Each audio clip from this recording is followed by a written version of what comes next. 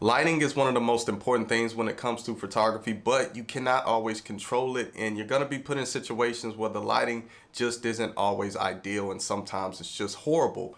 And this is why you really need to understand flash photography. And one of the simplest ways to get started with flash is to use on-camera flash. And in this video, I'm going to give you some of my best tips for on-camera flash. Stay tuned.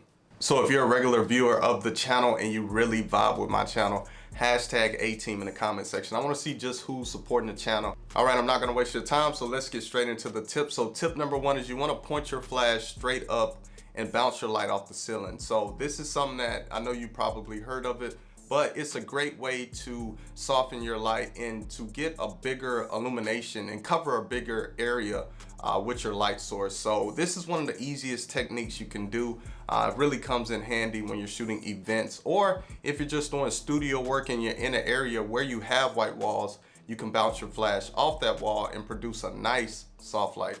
So the reason this works really well is because a wall is a big surface, and kind of like with what I talk about with the soft boxes, if you have a bigger soft box, in my opinion, it produces a nicer and softer light because that area is so big. So when you bounce your light off of big areas like walls, it just produces a really nice light and it covers a big area because that wall is so big. So if you're in a situation or, you know, like a reception that's super big and you bounce that light straight off the ceiling, you know, it's gonna cover, you know, most of that reception area because that wall is so big. Keep in mind too that you do not have to bounce your light off the ceiling. You can bounce your light off just side walls beside you. But the thing with this is to just keep in mind how the light is gonna hit your subject. So let's say I have my subject in front of me and I wanna bounce my light behind me, and then that light's gonna hit the wall and bounce forward to my subject. So just keep that in mind, because if you bounce it from like the side, obviously, you know, it's gonna hit more on this side of your subject instead of bouncing it, you know, from straight behind you and hitting straight on your subject. And I wanna give y'all a bonus tip. I usually just bounce my light off of white walls. If the wall isn't 100% white, kind of like the walls in my room, I'll still bounce it because it's not really far off from white, but that color will cast on your subject. So that's just something to keep in mind when you're bouncing off walls that aren't 100% white. All right, so tip number two is you want to use a good modifier. So in simple terms, this is pretty much just softening the light. And you're gonna see me say that a lot with these techniques and tips that I'm giving you. These are just ways to soften light, because light sources, you don't want them to be harsh because it's unflattering. It looks very unnatural. So you want to find ways to soften this light. So bouncing off of walls, like I'm talking about right now, using a modifier is just a way to kind of soften your light and make it look more flattering.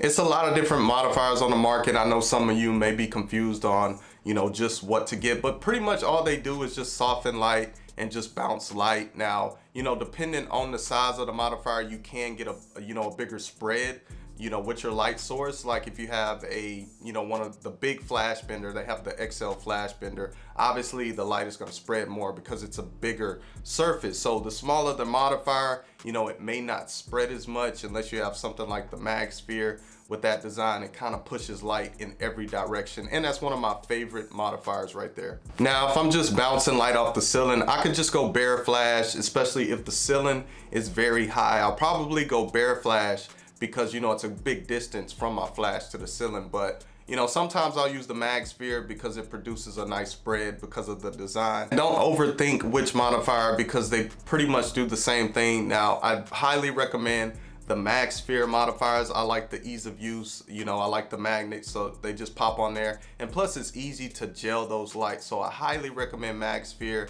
We also use the flash bender and just a cheap one that I got from Amazon. And I'll link those in the description if you want to check them out. So if you don't want to get a modifier, just use your bounce card. Once again, that's just a way of bouncing that light, you know, giving it more spread and diffusing that light so it's not so harsh and it looks more flattering. So you could definitely use the bounce card. We've used them when we first started. We don't use them anymore because I prefer, you know, the MagSphere or the Mag Bounce, and my wife uses the flash bender, but it's definitely an option if you want to go that route.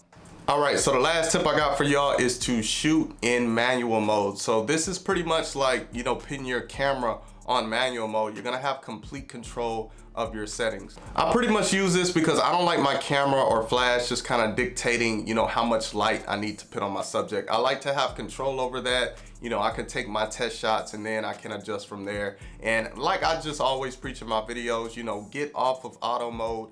You know, with these cameras, it's not always accurate. Even with your flash, you know, using TTL, which is like auto mode for your flash, it's not always 100% accurate. I like to make those decisions on my own instead of just relying on my camera to figure it out for me. When it comes to using manual mode with your flash, you're pretty much gonna have, you know, control over the power output of your flash. So you can lessen, you know, the flash, or you can raise it if you need more light. So what I'm doing when I'm using flash is I'm pretty much not using a very high power because I feel like it looks very unnatural and it just doesn't look flattering. So I'm usually kind of dialing in my settings, and then I'm just adding that flash as an additional fill light to get the exposure that I'm looking for. So don't, you know, really push your flash to a high power so much. It's gonna look crazy, it's not gonna look right. You know, I kind of use it in between. I'm usually around 132 power or 116 power, and that's pretty much what I stay on most of the time when I'm using my flash.